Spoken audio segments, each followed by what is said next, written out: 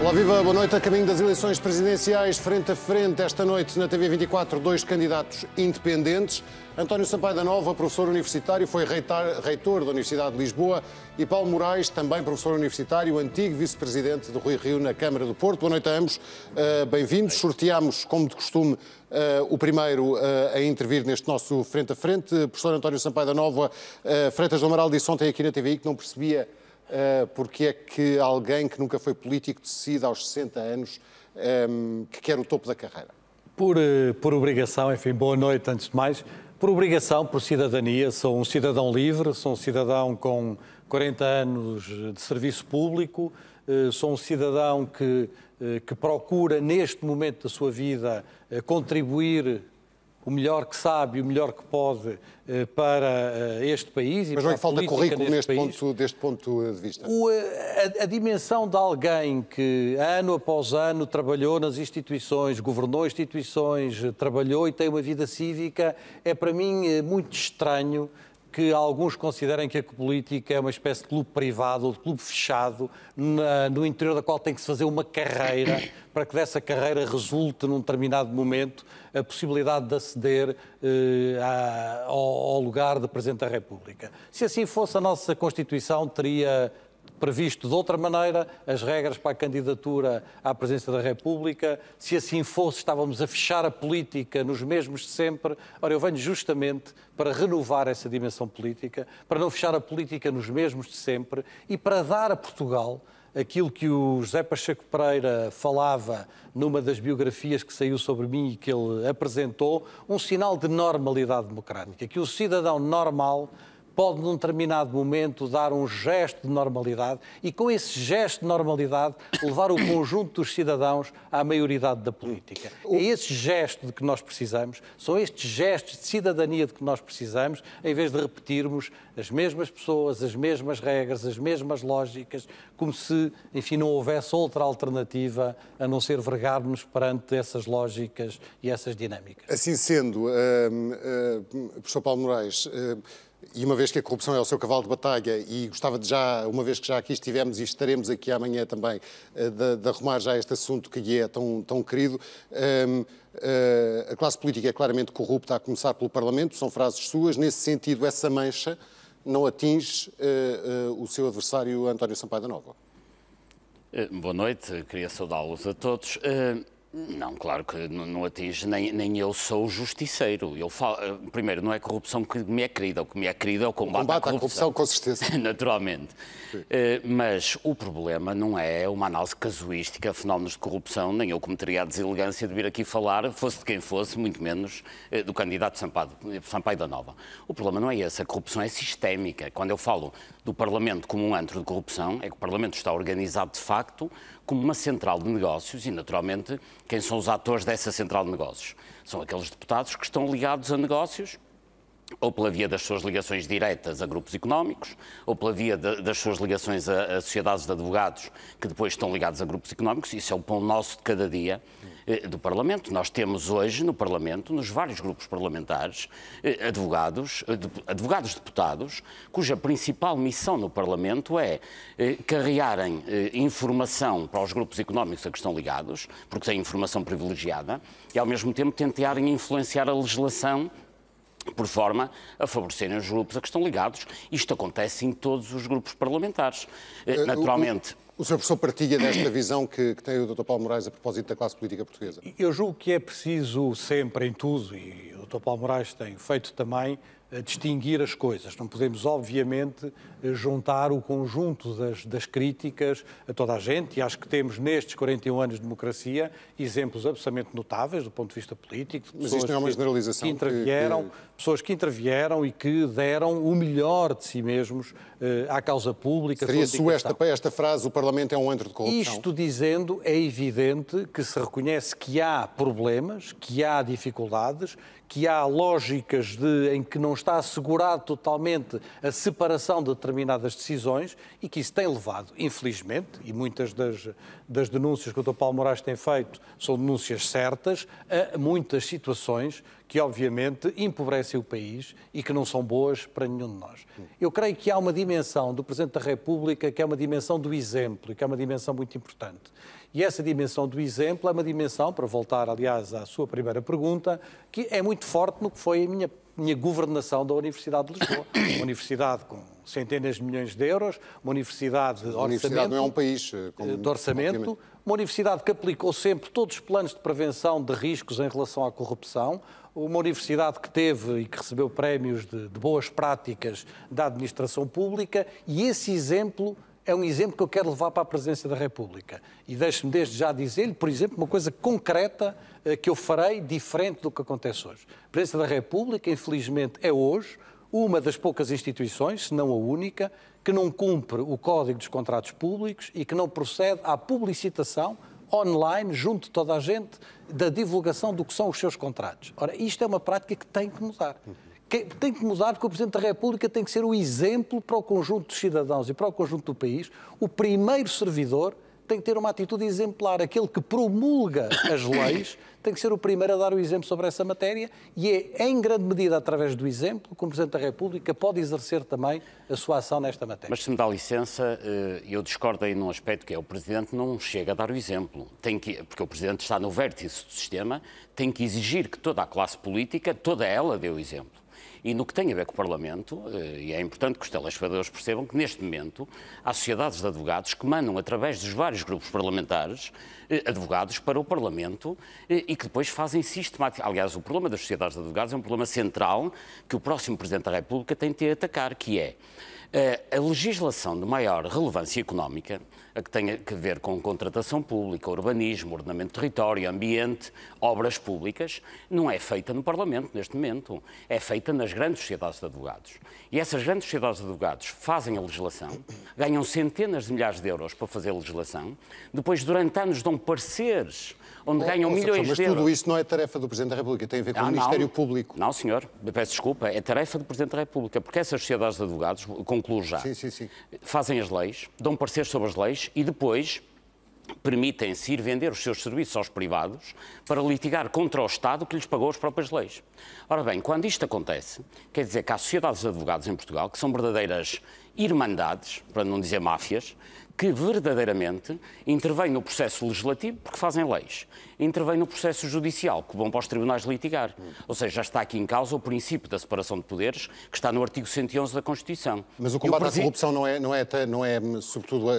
Não, peço desculpa, isto é uma tarefa presidencial. O Presidente, quando toma posse, jura defender, cumprir e fazer cumprir a Constituição, tem que fazer cumprir o artigo 111, que diz exatamente que tem que haver separação de poderes. E não há verdadeiramente separação de poderes quando uma sociedade de advogados tem poder legislativo e, ao mesmo tempo, intervém no judicial. Não sei se concorda comigo. E, portanto, o Presidente da República não pode, de forma nenhuma, permitir a pouca vergonha que continua no Parlamento, que é um conjunto de sociedades de advogados, que são as maiores de Lisboa, que todas elas têm deputados no Parlamento a fazer legislação. Isto é inconcebível, do meu ponto de vista. Concordas? O Presidente da República tem que ter uma grande atenção a este tema, estamos de acordo sobre essa matéria. Tem de assegurar-se que a República tem os meios adequados na Procuradoria-Geral da República, na parte da investigação, etc., para que se procedam às investigações e se esclareçam todos os factos que devem ser apurados em matéria de suspeitas, em matéria de denúncias, em matéria das regras básicas que estão contempladas na nossa Constituição, mas o Presidente, eu gostaria de ir, enfim, um passo à frente ou ir numa outra dimensão, tem de ser capaz de promover um país de maior igualdade, um país de maior justiça, um país de mais oportunidades. E há uma coisa que nós sabemos, e o Dr. Paulo Moraes sabe isso talvez melhor do que ninguém, que os países onde há mais igualdade são os países onde há menos corrupção. E que o debate da igualdade, não é? O debate da igualdade de oportunidades, das igualdades educacionais, da luta contra a pobreza, de um país onde a igualdade é um fator central do desenvolvimento, é uma das causas principais que eu entendo que um próximo Presidente da República deve abraçar e deve promover. Em concreto, Dr. Paulo Moraes, desculpe interrompê-lo, mas em concreto, o Ministério Público em Portugal tem demasiadas fragilidades. Não, o Ministério Público não tem meios, porque, mais uma vez, e esta é uma matéria presidencial, a Justiça tem... É que eu estou a referir, a Justiça em Portugal tem meios ridículos. As pessoas não têm noção, porque também não há transparência, mas no Orçamento de Estado de 2015, que é o que temos, ainda não temos o 2016, os meios da Justiça são absurdamente ridículos. Há menos dinheiro para toda a Justiça do que para as verbas disponíveis do Ministro das Finanças. Ou seja, o Ministro das Finanças tem verbas disponíveis para tapar buracos, desculpem a expressão, superiores ao orçamento de toda a Justiça. Os procuradores em Portugal, como aliás muitos se queixam com toda a razão, vivem com orçamentos absurdamente baixos. E depois, naturalmente, não tem... Isso é tarefa do Poder Executivo e do... Não é. Pois exatamente. O que é que o Presidente... Voltamos à separação de poderes. É que o Poder Judicial em Portugal depende do Poder Executivo. Isso tem que acabar definitivamente. Aliás, recordam-se que em 2014 houve aquela debacle com os sítios, a plataforma de informática da Justiça, que paralisou completamente a Justiça. Ora, os sítios, na sua arquitetura, na sua definição, na tramitação processual, etc., depende de quem? Do Judicial, não, do Poder Executivo. Ou seja, o Poder Executivo tem um Big Brother permanente sobre o Poder Judicial. O Poder Judicial tem que ser independentizado, se me permitem a expressão, e a forma é, primeiro, dar-lhe meios. O orçamento da Justiça tem que ser 3 ou 4 vezes superior. Se eu for Presidente da República, não aceito orçamentos de Estado que tragam para a Justiça 500 ou 600 milhões de euros. Isso é absurdo, é ridículo.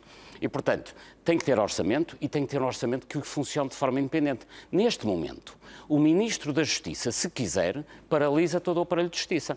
Aliás, não é por acaso que a Justiça tem poucos meios em Portugal. É exatamente para que não se investiguem estes crimes de grande corrupção. É deliberado. O Poder Executivo domina o Poder Judicial. Concorda Isto, com esta... só mais uma frase, peço desculpa, professor. E desta forma, mais uma vez, se viola o princípio da separação de poderes, que é um princípio constitucional que o Presidente tem que defender. O tema central em que o Presidente tem que se assegurar, obviamente, que haja os meios adequados no sistema de justiça, no sistema de investigação, que a Procuradoria-Geral da República esteja dotada dos meios adequados, e isso é qualquer coisa que entra dentro do critério geral de assegurar o regular funcionamento das instituições democráticas. Mas o Presidente da República tem que ir mais além. E os temas de que eu aqui falei, do ponto de vista das causas da igualdade, os temas que para mim são centrais da educação, os temas do reforço e da qualidade da democracia, os temas da participação, que estão todos eles ligados, aliás, ao tema da transparência. Isto é, não é possível nós melhorarmos a qualidade da nossa democracia e introduzir uma outra transparência na decisão se simultaneamente não reforçarmos a nossa sociedade. Não tivermos uma sociedade mais educada, uma sociedade mais capaz, uma sociedade que tenha um maior nível de igualdade, uma sociedade, sobretudo, que ponha fim a esta crise que nos trouxe nos últimos anos. Mas há problemas na separação de poderes entre o Judicial e o Executivo? Uma crise, deixe-me só terminar o raciocínio, uma crise em que se quebrou um contrato social, que era um contrato social muito importante das últimas décadas. Esse contrato que faz com que as novas gerações tenham melhores condições de vida, melhores condições de trabalho, melhores oportunidades do que a nossa geração. E essa crise de confiança e essa quebra do contrato social está em grande parte relacionada com um país que entra em processos de desconfiança, que entra em processos de crises diversas e em que, a certa altura, é impossível assegurar este desenvolvimento e este nível de igualdade, que é verdadeiramente o motor principal para podermos combater as causas da corrupção. Eu quero ir a essa crise, mas antes perguntava, e assim também, Sr. Professor, é por causa desta falta de meios, como é que acha que o Ministério Público tem atuado no caso Sócrates, por exemplo? Acho que tem atuado bem, quer dizer, quem sou eu que não conheço o processo, não vou obviamente falar de processo, mas eu parece-me normal que tenha havido uma acusação no caso Sócrates. Convém recordar que José Sócrates, quando saiu de Primeiro-Ministro, não tinha rendimentos, segundo ele próprio dizia, e foi viver à custa de amigos. Mas não de amigos quaisquer, de amigos ligados ao Grupo Lena que tinha sido, no tempo em que Sócrates foi Primeiro-Ministro, que passou do médio... ainda. Não, peço desculpa, só para concluir. Foi no tempo em que Sócrates foi Primeiro-Ministro que o Grupo Lena passou de um médio grupo de dimensão média de Leiria para o maior fornecedor do Estado português.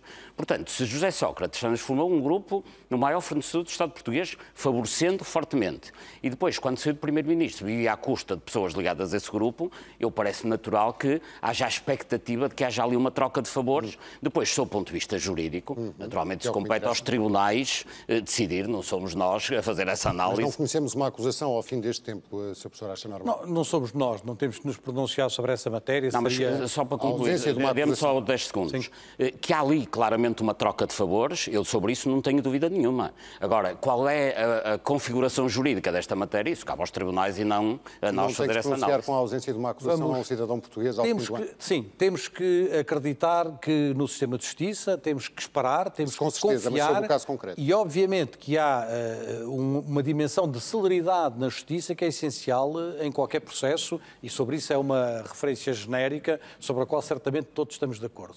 Mas eu julgo que o mais importante é que Portugal perceba que tem hoje, nos seus diversos planos, condições para ser um país muito diferente do que é.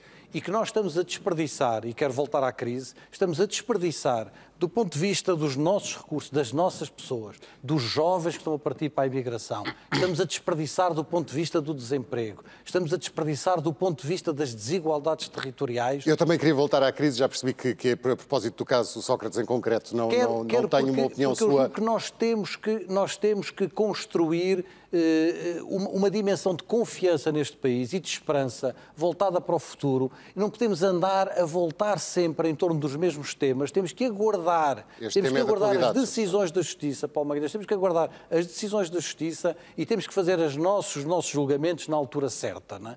E temos que ser capazes de ter um outro olhar sobre Portugal, sob pena de andarmos sempre a remexer à volta das mesmas coisas, numa lógica um pouco depressiva, um pouco de lamúrias, quando Portugal pode ser muito diferente do que é. Eu pus-lhe uma pergunta concreta a propósito da ausência de uma acusação ao fim de tanto tempo no processo marquês.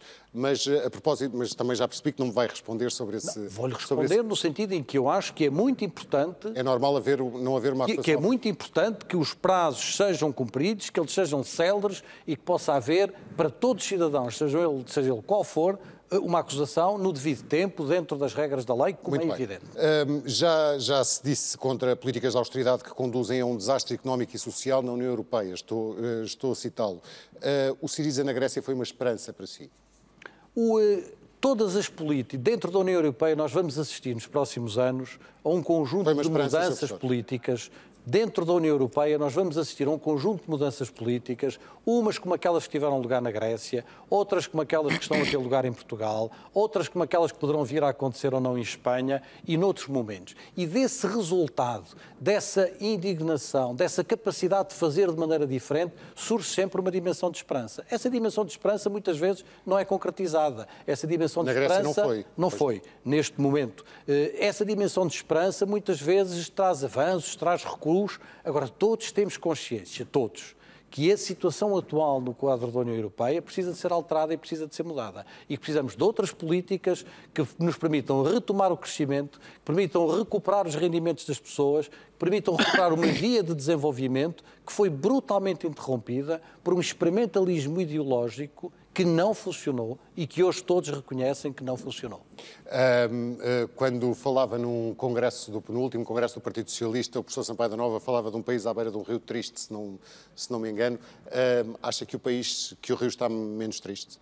Não, o país está deprimido. Aliás, como é que pode um país viver com alguma alegria quando as pessoas não têm dignidade? E volta às funções constitucionais. O artigo 1 da Constituição diz que Portugal é uma república que se baseia na dignidade da pessoa humana. E eu pergunto que dignidade existe numa idosa de 80 anos que vive com 200 euros de reforma. Que dignidade tem uma família que para comer uma refeição por dia tem que ir pedir uma esmola a uma cantina social? Neste momento em Portugal há cerca de 1000 cantinas sociais que dão de comer por esmola as refeições às pessoas. Portanto, o país não tem dignidade, o país está triste. O que há que fazer rapidamente é pôr a riqueza... neste tempo novo de que fala o professor Sampaio da Nova. Eu vejo alguma... Naturalmente todos queremos um tempo novo, porque o tempo velho já chega. Mas já estamos nesse tempo novo. O que eu acho estranho em candidatos como Sampaio da Nova e outros, com todo o respeito democrático, obviamente, é como é que, estando isto neste Estado, pessoas como Sampaio da Nova fazem tanto apelo à estabilidade. A estabilidade de quê? De quem ganha 200 euros por mês durante 5 anos, isso é estável, mas é triste. Quem está desempregado há 5 anos também está numa situação de estabilidade. Quem está na miséria está numa situação de estabilidade. E, portanto, todos apelam à estabilidade. Eu, pela minha parte, eu apelo a alguma instabilidade na política para dar estabilidade à vida das pessoas. E é que o apelo à estabilidade desta política que mantém parcerias público-privadas com rendas milionárias à custa do IRS e do IVA que as pessoas pagam, que mantém os bens da corrupção na mão de quem a fez. Essa estabilidade a mim não interessa. O Sr. Professor defende, se não estou em erro, uma equiparação dos salários em Portugal em relação ao resto da Europa. Aliás, mas isso é possível? Claro que é possível. A que Europa é claro que está a referir? A Europa é por isso que é a preciso... Europa do Norte ou a Europa... Permita-se-me aqui uma nota. Eu hoje de manhã fui visitar o túmulo do fundador, Dom Afonso Henriques. Eu sei. Não foi com instabilidade que Dom Afonso Henriques fez o país. Aliás, deixei-lhe um cravo vermelho e também não foi com instabilidade que se fez o 25 de Abril. Tem que haver instabilidade para haver progresso. A estabilidade só é boa, se me permite, quando as coisas estão bem. Quando as coisas estão mal, o que nós não queremos é estabilidade. O ponto não é esse. O ponto da estabilidade, é evidente que estamos aqui a jogar um pouco com as palavras. Não, eu não estou a jogar, eu estou a ser claríssimo. O ponto da estabilidade, ainda hoje, numa entrevista que saiu minha, o título que eles retiveram foi "Estabilidade não é estagnação", não é? E, portanto, evidentemente, para mim, estabilidade não é estagnação. Estabilidade é um processo de mudança, e é um processo de mudança importante, consolidado, coerente, consistente. E, obviamente, é um processo de mudança em relação a políticas que foram políticas erradas e que trouxeram esse empobrecimento que acabou de falar e contra o qual eu me tenho batido. É talvez mesmo, não é, a razão primeira porque eu apresentei esta candidatura. E sim, eu reconheço que desde o dia 4 de outubro até hoje se abriu uma nova cultura de diálogo e de compromisso na sociedade portuguesa, uma cultura que permitiu que partidos que estavam excluídos e que se tinham auto-excluído do sistema da governação tenham sido trazidos para dentro da estabilidade governativa ou dentro de soluções de maioria parlamentar para uma estabilidade governativa. E sim, eu vejo no programa do Governo e vejo nas medidas já concretizadas nas últimas semanas, sinais de alguma mudança. Agora, mas no mandato de 5 anos, desculpe interrompê-lo, Sr. Professor, mas no mandato de 5 anos, e pedi uma resposta breve para equilibrarmos os tempos, no mandato de 5 anos e com um governo minoritário pode vir a ter de lidar com outra maioria de outra cor política. O valor da estabilidade é um valor importante do ponto de vista governativo, desde que ele não se traduza em estagnação. E nisso estamos de acordo. A estabilidade, para mim, é uma estabilidade da mudança, é uma estabilidade de um processo que permite esse crescimento partilhado, esse desenvolvimento partilhado, que permite a Portugal ser capaz de ser aquilo que pode ser. Porque os portugueses podem ser muito mais do que são. Os portugueses têm hoje níveis de qualificação, têm hoje níveis de capacidade de criação de emprego, têm hoje energias dentro das empresas com capacidade de se globalizarem neste mundo do século XXI que não estão a ser aproveitadas. É contra este país do desperdício, do não aproveitamento daquilo que fomos investindo década após décadas, nas últimas décadas, que eu me bato e em nome do qual eu apresento esta candidatura. Foi entregue em Belém na semana passada, se não estou em erro, o diploma que prevê a adoção por casais do mesmo sexo. Se fosse Presidente da República, promulgaria sem hesitações? Promulgava, sem problema. E o professor Sampaio da Nova? Sem nenhuma hesitação. Foi hoje apresentada, aliás, a minha carta de compromisso sobre essa matéria.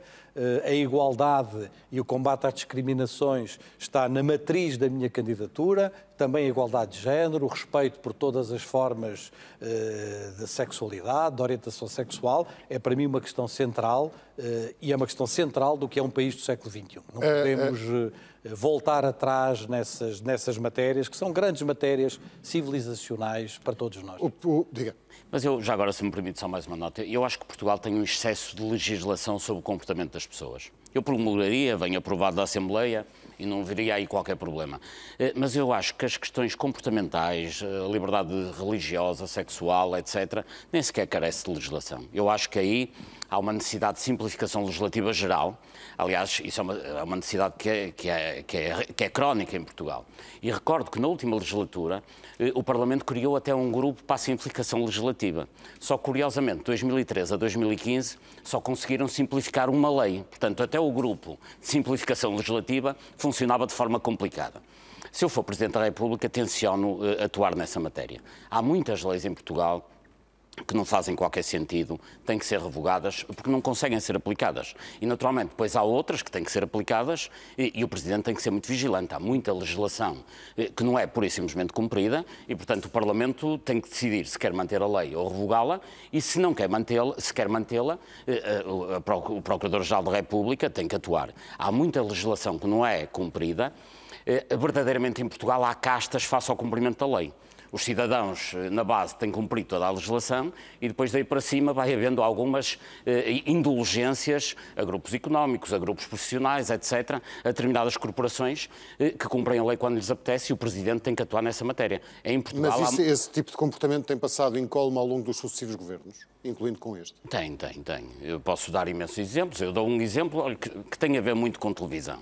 Em Portugal, nós temos, dou um exemplo, podia dar 20, não é? Em Portugal é proibido utilizar crianças em publicidade, exceto em publicidade que tenha a ver com a sua faixa etária. Ou seja, podem-se usar crianças para fazer publicidade a fraldas, não se podem usar crianças para fazer publicidade a automóveis, a telecomunicações, a detergentes, etc. E todos que nos veem sabem perfeitamente que isso acontece diariamente, de forma impune, violando o artigo 14 do Código da Publicidade. Quem é que tem que atuar aqui? Se ninguém mais atua, é o Presidente da República, que tem claramente de perguntar ao Parlamento: querem manter esta lei ou querem revogá-la?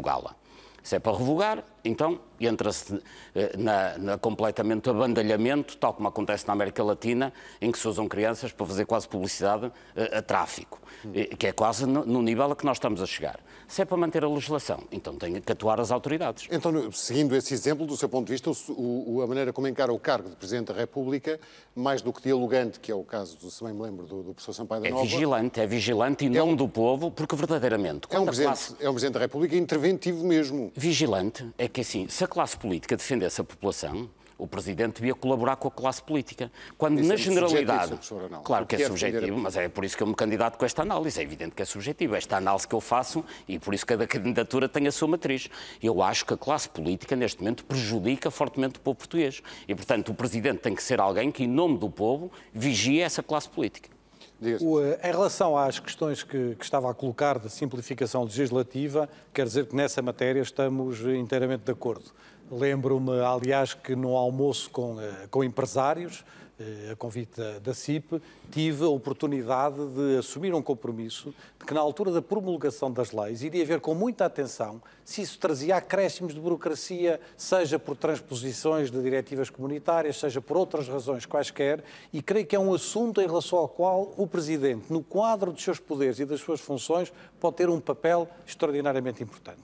Precisamos de mais liberdade, sobretudo no plano individual, certamente, mas no plano das instituições e no plano das empresas. Precisamos que haja uma proteção, um apoio à livre iniciativa. Temos hoje iniciativas fantásticas no país inteiro, possibilidades fantásticas de gente jovem, de gente menos jovem, em setores como aqueles que, aliás, falou há pouco, do têxtil, do calçado, em tantos setores dos serviços, das tecnologias.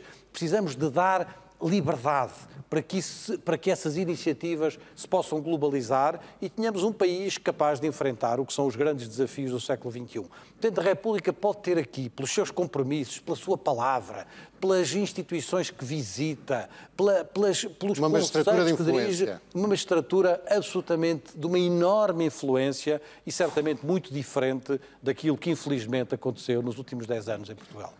Para terminarmos, Sr. Professor, tem uma posição tão otimista como tem o professor Sampaio da Nova em relação a este governo e ao Estado, aos novos tempos protagonizados pelo novo governo? Só uma pequena nota, eu não concordo com o que disse o candidato Sampaio da Nova. Eu acho que o Presidente da República não deve influenciar os outros órgãos de soberania. O Presidente da República tem que exercer as suas competências e deixar que os outros, aliás, exigir que os outros exerçam as deles. Influenciar no sentido da magistratura de influência, da sua palavra, do seu poder de intervenção, quer dizer, não é do ponto de vista de se imiscuir. Muito obrigado. Relativamente ao atual governo, eu estou expectante com a apresentação do Orçamento de Estado. Eu acho que não é muito aceitável, e aqui tenho alguma decepção relativamente ao atual Primeiro-Ministro, que passado mais de um mês sob a sua tomada de posse, o Governo ainda não tenha conseguido apresentar um Orçamento de Estado, que é um documento que, em princípio, quem se candidata a umas eleições legislativas deve conseguir apresentar, digo eu, numa semana.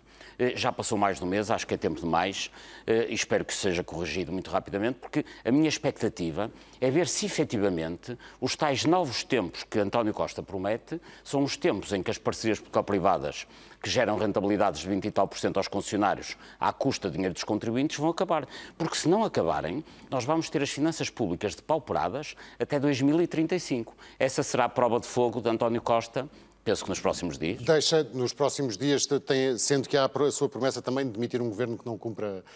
As promessas eleitorais, absolutamente. O Presidente da República, nos termos do artigo 195, pode e deve demitir um governo sempre que seja violado o regular funcionamento das instituições. E não há nada mais irregular do que mentir à população. Muito bem, meus senhores, muito obrigado por terem aceitado este convite. Dr. Paulo Moraes, revemo-nos amanhã o Frente a Frente com Marcelo Rebelo de Sousa.